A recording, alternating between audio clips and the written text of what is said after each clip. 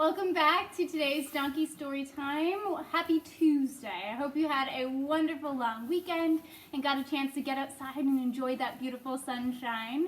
Today we are going to come back to some of the last few chapters. We only have a few days left and only a few chapters to go as well in James and the Giant Peach. If you remember, we had left off with the Cloud Men and the introduction of these kind of creepy characters as we found out who they were up in the clouds and how very unhappy they were to have our friends floating past on the Giant Peach. So we had left off, I'll just read you those last few sentences again because it was quite the dramatic moment, as Centipede always is. We left off with, but for the moment, everyone was far too busy dodging the things the Cloudmen were throwing to pay any attention to the Centipede. "The paint is drying," he moaned. "It's going hard. I can't move my legs. I can't move anything." "You can still move your mouth," the Earthworm said, "and that is a great pity." "James," bawled the Centipede, "please help me. Wash off this paint. Scrape it off. Anything." And that was where we left off. We weren't sure if Centipede was going to make it. He was very concerned about his boots again. And now we are on chapter 29. Let's see what adventures happen next in the story. Chapter 29. It seemed like a long time before the seagulls were able to pull the peach away from the horrible rainbow cloud. But they managed it at last, and then everybody gathered around the wretched Centipede and began arguing over the best way to get all that paint off of his body.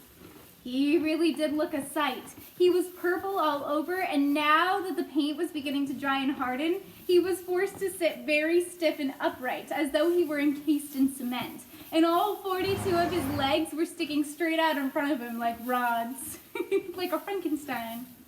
He tried to say something, but his lips wouldn't move. All he could do now was to make gurgling noises in his throat. Something tells me Earthworm will be very happy about that part. The old green grasshopper reached out and touched him carefully on the stomach. "But how could it possibly have dried so quickly?" he asked. "It's rainbow paint," James answered. "Rainbow paint dries very quick and very hard."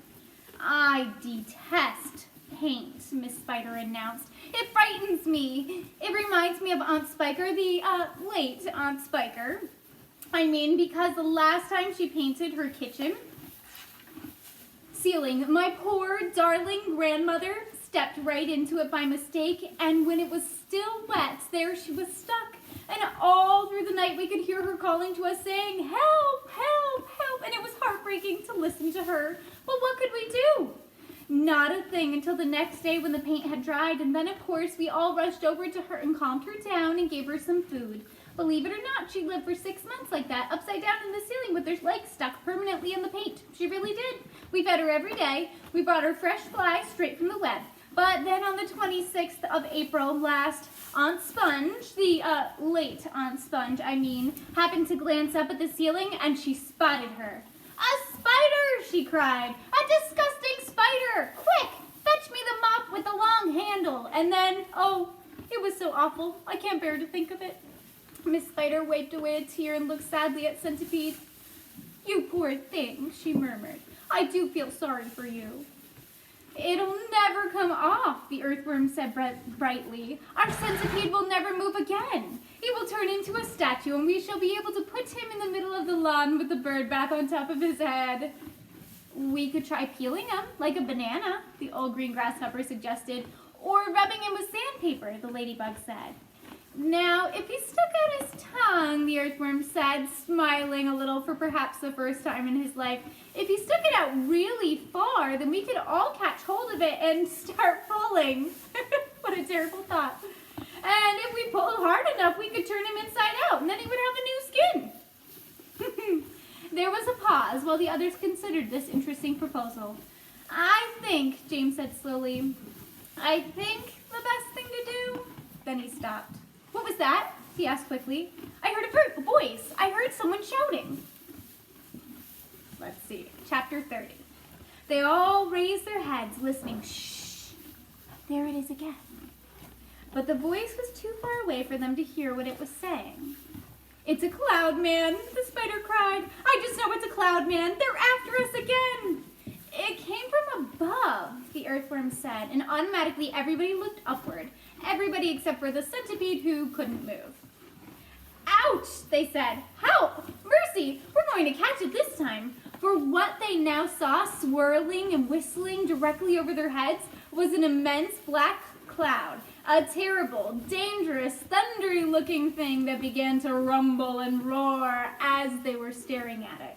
And then, from high up on top of the cloud, the faraway voice came down to them once again, and this time very loud and very clear. On with the faucets, it shouted. On with the faucets, on with the faucets. 3 seconds later, the hole underneath of the cloud seemed to split and burst open like a paper bag, and then out came the water. They saw it coming. It was quite easy to see because it wasn't just raindrops. It wasn't raindrops at all. It was a great solid mass of water that might have been like a lake or a whole ocean dropping out of the sky on top of them. And down it came, down, down, down, crashing first onto the seagulls and then onto the peach itself. While the poor travelers shrieked with fear and groped around frantically for something to catch hold of. The peach stem, the silk strings, anything they could find.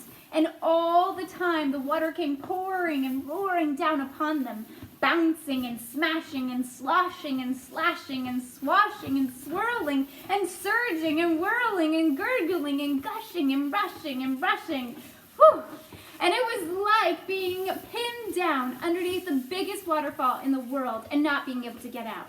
They couldn't speak, they couldn't see, they couldn't breathe. And James Henry Trotter, holding on madly to one of those silk strings above the peach stem, told himself that this must surely be the end of everything at last. But then, just as suddenly as it had started, the deluge of rain stopped. They were out of it, and it was all over. The wonderful seagulls had flown right through it and come out safely on the other side. Once again, the giant peach was sailing peacefully through the mysterious moonlit sky. "I am drowned!" gasped the old green grasshopper, spitting out water by the pint. "It's gone right through my skin!" the earthworm groaned. "I always thought my skin was waterproof, but it isn't, and now I'm full of rain."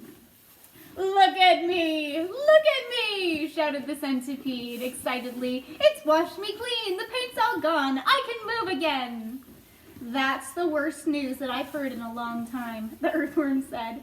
The centipede was dancing around the deck and turning somersaults in the air and singing at the top of his voice.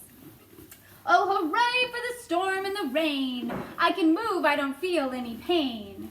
And now I'm a pest, and I'm the biggest and best, the most marvelous pest once again."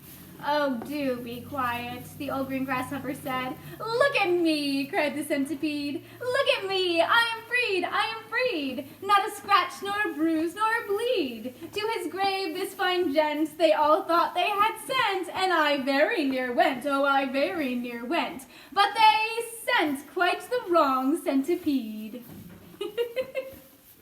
Chapter 31. "How fast we are going all of a sudden," the ladybug said. "I wonder why." "I don't think the seagulls like this place any better than we do," James answered. "I imagine they want to get out of it as soon as they can. They got a bad fright in the storm we've just passed through." Faster and faster flew the seagulls, skimming across the sky at a tremendous pace, with the peach trailing out behind them. Cloud after cloud went by on either side, all of them ghostly white in the moonlight. And several more times during the night, the travelers caught glimpses of cloudmen moving around on the tops of these clouds, working their sinister magic upon the world below. Once they passed a snow machine in operation with the cloudmen turning the handle and a blizzard of snowflakes blowing out of a great funnel above. They saw the huge drums that were used for making thunder, and the cloudmen beating them furiously with long hammers. They saw the frost factories and the wind producers and the places where cyclones and tornadoes were manufactured and sent spinning down toward the earth. And once, deep in the hollow of a large billowy cloud, they spotted something that could only have been a cloudman's city. There were caves everywhere running into the cloud, and at the entrances to the caves, the cloudmen's wives were crouching over little stoves with frying pans in their hands, frying snowballs for their suppers. And hundreds of Cloudman's children were frisking about all over the place and shrieking with laughter and sliding down the billows of the cloud on toboggans. An hour later, just before dawn, the travelers heard a soft whooshing noise above their heads as they glanced up and saw an immense gray bat-like creature swooping down toward them out of the dark. It circled round and round the peach, flapping its great wings slowly in the moonlight and staring at the travelers. Then it uttered a series of long, deep, melancholy cries and flew off again into the night. Any idea what you think that was? Oh, I do wish the morning would come, Miss Spider said, shivering all over.